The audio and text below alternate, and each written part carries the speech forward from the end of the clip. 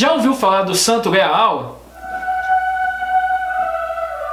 O cálice que teria sido usado por Jesus na última ceia e que também após a sua crucificação foi o cálice que teria coletado o sangue e a água que jorrava de Jesus depois da perfuração. E que também é um elemento fundamental nas histórias romantistas arturianas, né? E o Santo Graal também rendeu diversos filmes e animes, tanto como o Código de Da Vinci, Indiana Jones, Os Padrinhos Mágicos, aquele desenho infantil, entre outros livros também, e muito mais. E o que nós conhecemos hoje de Santo Graal é resultado de 3 narrativas culturais. A primeira narrativa que vamos ensinar para vocês é a respeito dos celtas.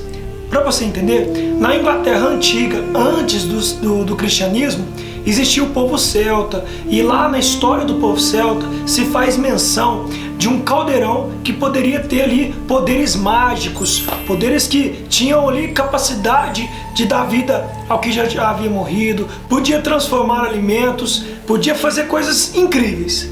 Por isso, o povo celta tinha o costume e era conhecido por ser muito cruel. Pessoal, e esse povo era um povo realmente cruel, tanto homens como mulheres, igual o Lucas disse. Na batalha, o que ele fazia com o inimigo? Para que o inimigo não voltasse à vida por algum tipo de magia ou encantamento que pudesse talvez acontecer, eles tinham a ideia, ou mesmo o costume, de decapitar o oponente, né? Com a ideia de que mesmo se o caldeirão fosse usado, ou pudesse ser encontrado e usado, nem assim ele traria a vida de volta para aquele adversário ou para aquele morto. Morrido. Bom, pessoal, se lembrando do povo celta, você vai também fazer uma menção àquele desenho de infância nosso, né? O Asterix e Obelix. Vocês podem muito bem perguntar como é que essa pequena aldeia com um punhado de guerreiros consegue resistir ao todo-poderoso invasor romano. Bem, isso é graças à poção mágica preparada pelo druida Panoramix, que dá força sobre-humana a todo aquele que tiver a sorte de tomá-la.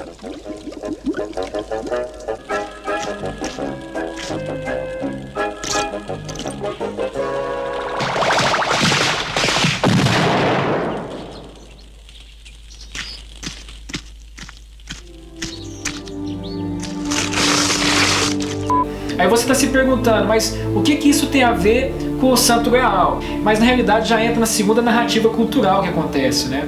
Bom, o segundo ponto que nós temos é sobre o cristianismo, que nos ensina a respeito do que o Santo Graal é aquele cálice que foi usado por Jesus na sua última ceia.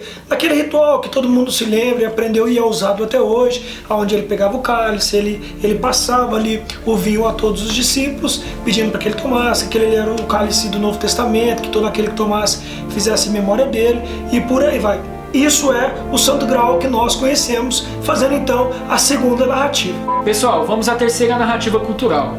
A gente vai perceber que com o avanço do cristianismo sobre a região da Inglaterra, a gente percebe que os celtas, a tradição celta e a tradição cristã, elas acabam que se formando um sincretismo, vão se unindo, né?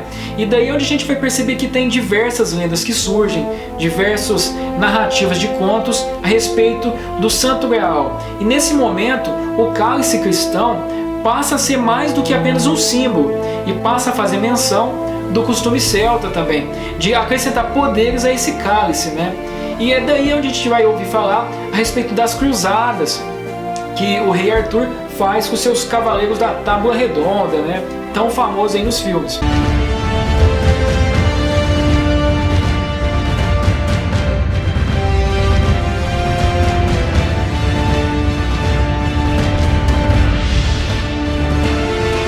O interessante é que surge a partir daí muitas lendas e muitos mitos a respeito do Santo Graal, né? E inclusive um mito que vale a pena citar é a respeito de um druida que muito provavelmente se converte ao cristianismo e entrega então um presente para Jesus.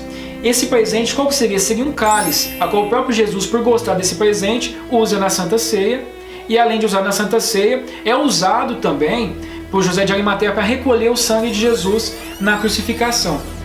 Mas após todo o ocorrido, o José de Arimateia então decide devolver o presente para o seu antigo dono.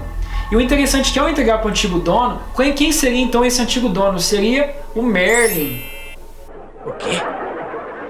Mas vamos voltar ao foco, pessoal. O Santo Graal, o que ele representa então hoje para nós? Para nós, o Santo Graal ele apenas simboliza algo marcante na história, né, que foi quando Jesus usou esse cálice, mas tudo depois disso não passa de mito. Então esse vídeo é para te trazer o conteúdo, então não deixe de, nesse momento, já deixar aqui o seu like na página, curtir. Se você ainda não é inscrito em nosso canal, se inscreva, não deixe de ajudar ao nosso canal.